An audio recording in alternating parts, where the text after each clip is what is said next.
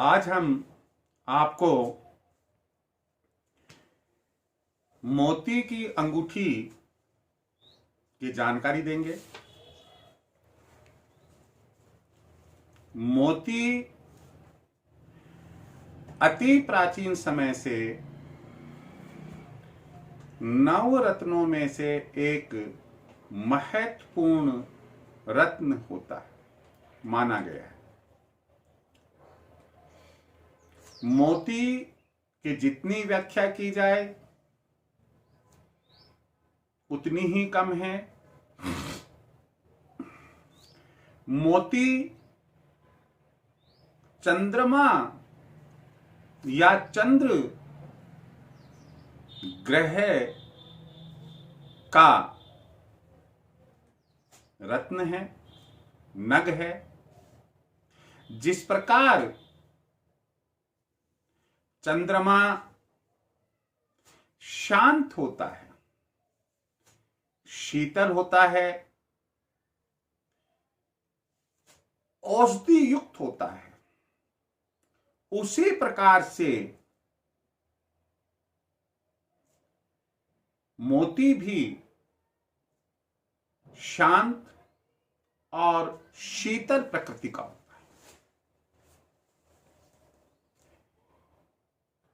हम मोती का प्रभाव अच्छा बुरा क्या होता है, इसकी जानकारी आज आपको देंगे। किन राशि वालों को पहनना, किन राशि वालों को नहीं पहनना, क्या शुभता है और क्या अशुभता है, इन सब की जानकारी देंगे। हमेशा की जैसे आज भी मैं आपको यही कहूंगा कि आप मेरे वीडियो को पूरा देखें। अगर सब्सक्राइब नहीं किया है तो सब्सक्राइब करें,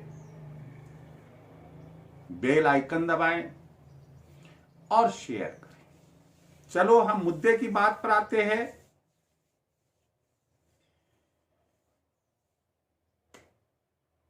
कि मोती धारण करने से, मोती की अंगूठी धारण करने से क्या क्या लाभ प्राप्त होते हैं। मोती, पहली बात, मोती की अंगूठी आप हमेशा चांदी में बनवाएंगे। ये लाभ बताने के पहले एक मैं जानकारी देना चाहूंगा कि मोती की अंगूठी आप हमेशा चांदी में बनवाएंगे। दूसरी बात है कि मोती की अंगूठी कनिष्ठा यानी कि जो सबसे छोटी चिटली अंगुली होती है, दाहिने हाथ की चिटली अंगुली में धारण करेंगे। तीसरी बात है कि इसे आप शुक्ल पक्ष में धारण करेंगे। कुछ विद्वानों का मत है कि यदि हम मोती की अंगूठी पूर्णिमा के दिन धारण करते हैं तो वह सर्वश्रेष्ठ फल हमें देती है। वह दिन सर्वश्रेष्ठ माना गया। मोती की अंगूठी धारण करते समय सबसे पहले हमें उसका शुद्धिकरण करना चाहिए। साफ जल से धोना, दूध से धोना, गोमूत्र से धोना, फिर जल से धोना, फिर गंगा जल से धोना। इस तरह से हम उसे पवित्र करें।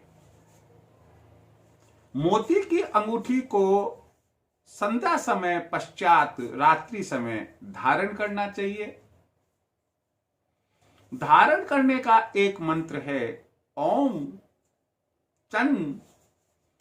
चंद्राय नमः। इस मंत्र का उच्चारण करना चाहिए।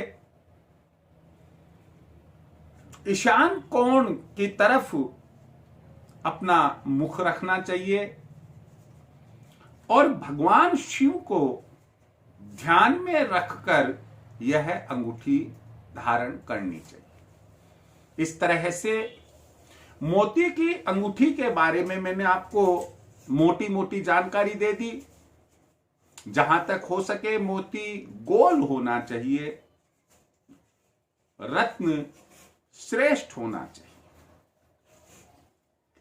मोती की अंगूठी धारण करने से क्या लाभ है? पहला लाभ है मन शांत रहता है। मस्तिष्क में तनाव नहीं रहता है, तनाव दूर होता है। कई बार हम देखते हैं कि कुछ लोग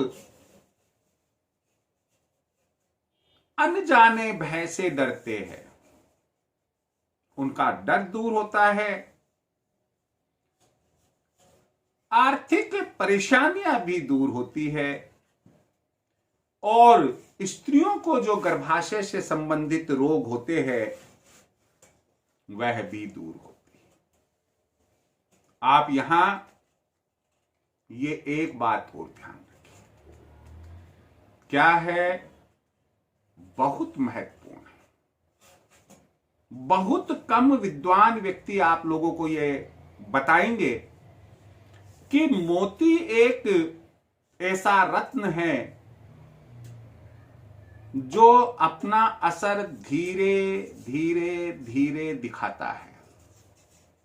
लेकिन ध्यान रहे आपको कि मोती अपना लाभ दिखाता है धीरे धीरे, तो उसके नुकसान भी धीरे धीरे और खतरनाक होते हैं, आपको मालूम भी नहीं पड़ेगा। इसलिए अगर मोती सूट करता है तो ही धारण करना चाहिए। अगर मोती आपको सूट नहीं करता है तो कभी धारण ना करे, अन्यथा इससे खतरनाक कोई नग आपके लिए नहीं होगा। मोती धारण करने से होने वाले नुकसान यदि वो हमारे अनुकूल नहीं है तो क्या हो सकते हैं? पहली बात है कि आप अवसाद यानी कि जिसे हम डिप्रेशन कहते हैं, आप उसके मरीज बन जाएंगे, गुमसुम रहेंगे, खोए खोए से रहेंगे। मैंने कुछ बात कही नहीं कही, असमंजस में रहेंगे। इसे डिप्रेशन कहते हैं। दूसरी बात है कि आप में घबराहट बढ़ जाएगी, बेचैनी बढ़ जाएगी। तीसरी बात है, मोती सूट नहीं करता है तो एक चिड़चिड़ापन जैसा स्वभाव नेचर हो जाता है। हार्मोन्स का संतुलन बिगड़ जाता है और हार्मोन्स का संतुलन बिगड़ने से सबसे ज्यादा नुकसान महिलाओं को होता है।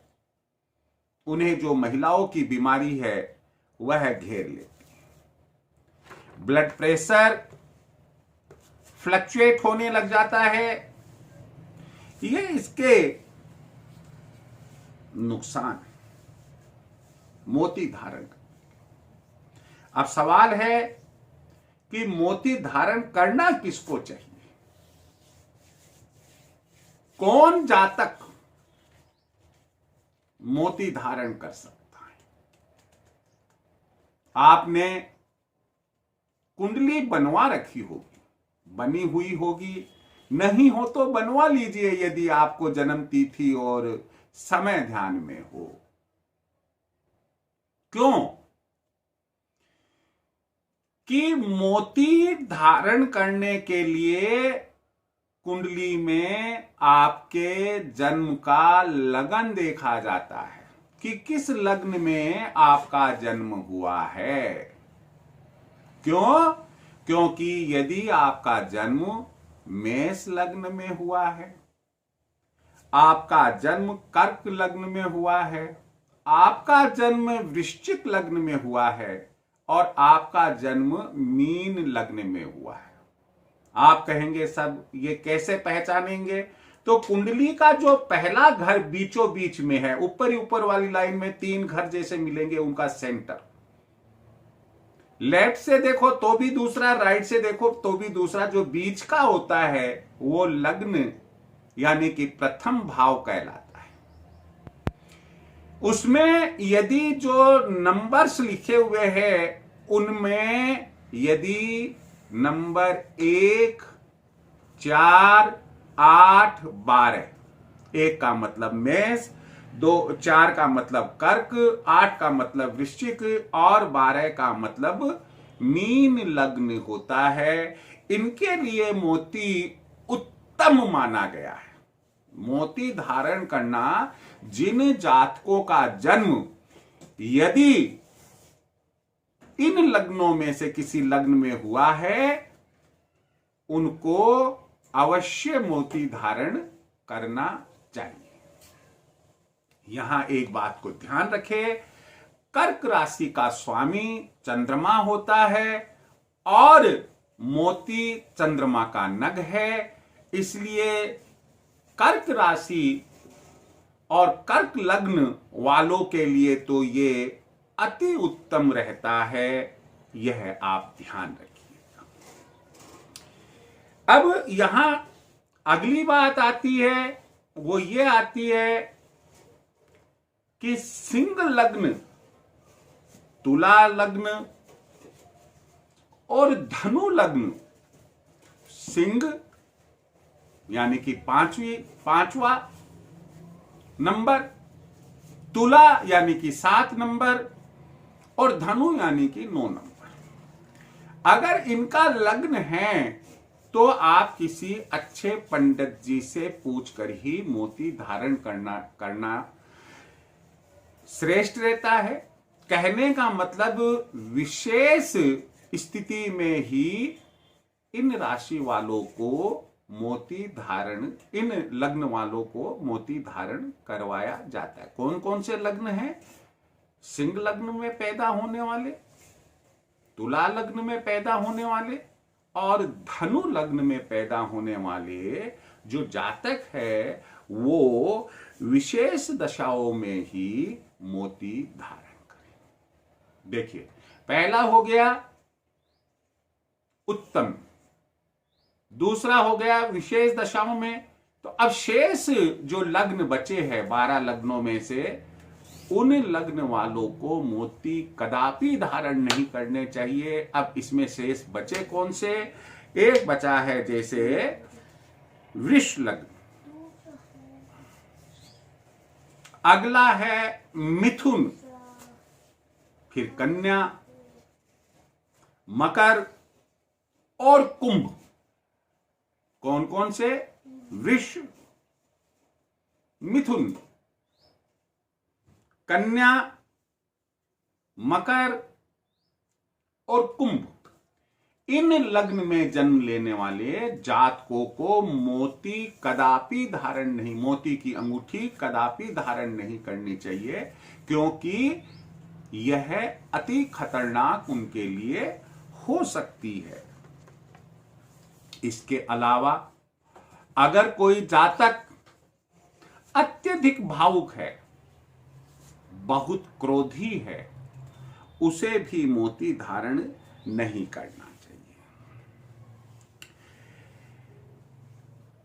शुक्र, बुध और शनि राशियों वालों को भी मोती धारण नहीं करना चाहिए। मोती धारण कुंडली के हिसाब से कब करना अच्छा माना जाता है, इसमें आप देखिएगा कि जब चंद्रमा क्षीण, चंद्रमा नीच का होता है, चंद्रमा जब वृष राशि का होता है तो वह उच्च का चंद्रमा होता है, लेकिन जब वही चंद्रमा वृश्चिक राशि का होता है जातक की कुंडली में तो नीच का चंद्रमा होता है। इस दशा में दूसरा जब चंद्रमा की महादशा, अंतरदशा, प्रत्यंतर दशाएं चल रही हो, उस समय मोती की अंगूठी पहनना अच्छा रहता है। जब कुंडली में चंद्रमा जिस घर में है, अगर पाप ग्रह उस घर को देख रहे हैं या उस घर में बैठे हैं, तो भी चांदी की अंगूठी में मोती धारण करना उत्तम रहता है। जब चंद्रमा जातक की कुंडली में छठे, 8वें और 12वें घर में हो, तो भी जातक को मोती की अंगूठी धारण करनी चाहिए। जब चंद्रमा क्षीण अवस्था में हो, अर्थात सिंह राशि अर्थात सूर्य के साथ में बैठा हुआ हो, तो ऐसे परिस्थिति में भी मोती की अंगूठी धारण करना ठीक रहता है। और यदि किसी का जन्म